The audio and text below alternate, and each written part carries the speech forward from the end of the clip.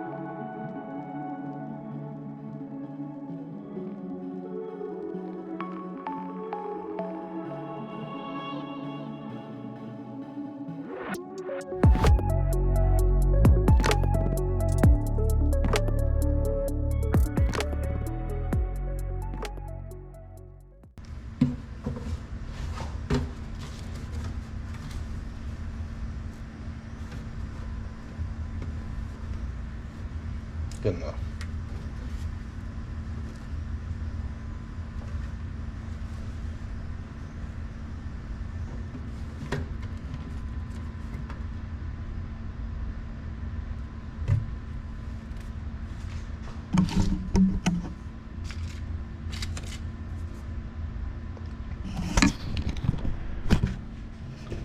Okay, there's a take.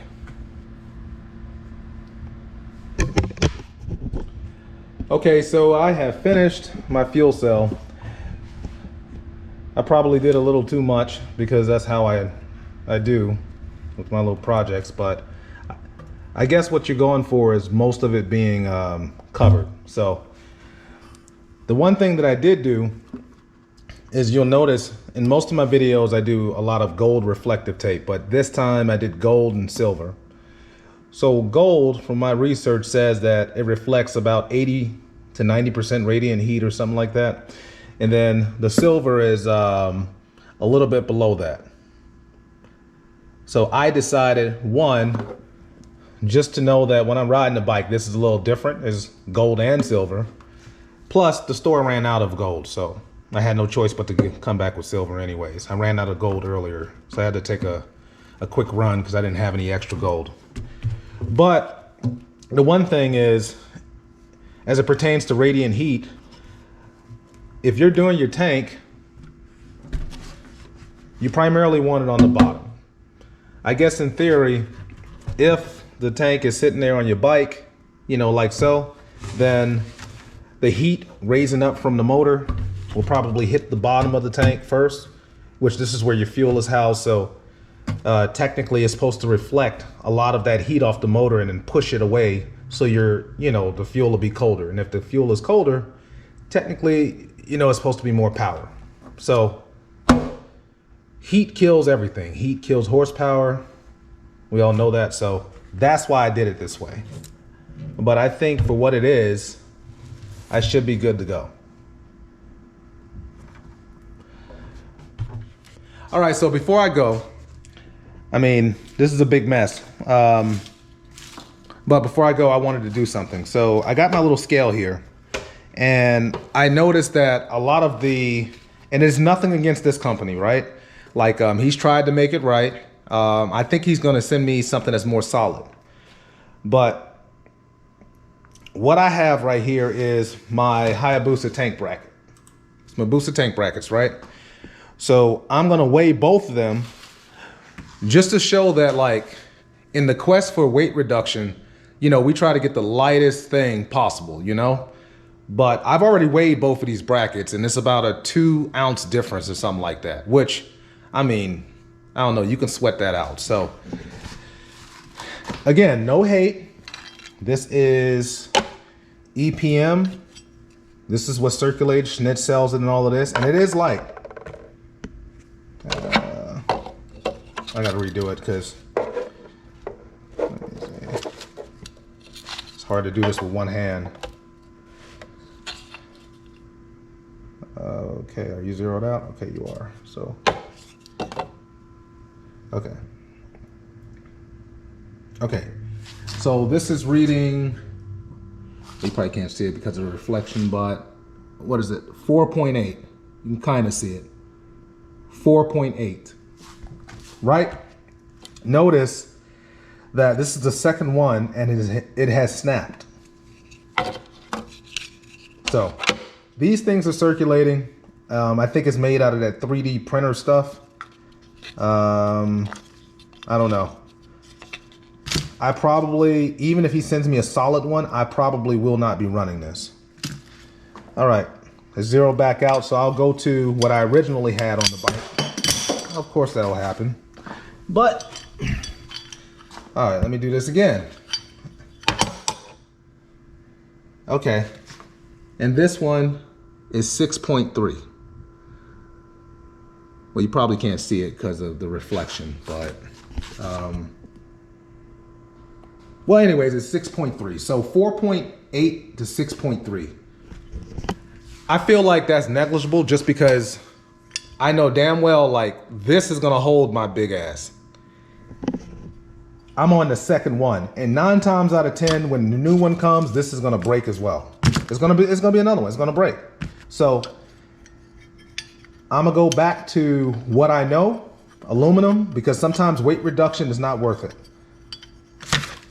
I just wanted to throw that in because I was working on this. Also,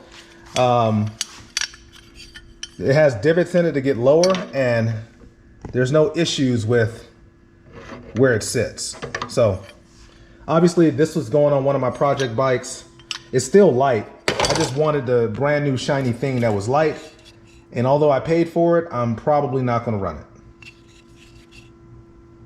Good guy though, he does try to make it right, but I don't even know if this would last with somebody who's lightweight. So anyways, that's my fuel cell wrap. The tank is sitting down there, and like, share, subscribe, and thanks for watching. If you're doing a road race thing, this seems to be the thing that most racers do, regardless of road racing, drag racing, you name it, you know? Remember, heat kills. Thanks for watching. Peace.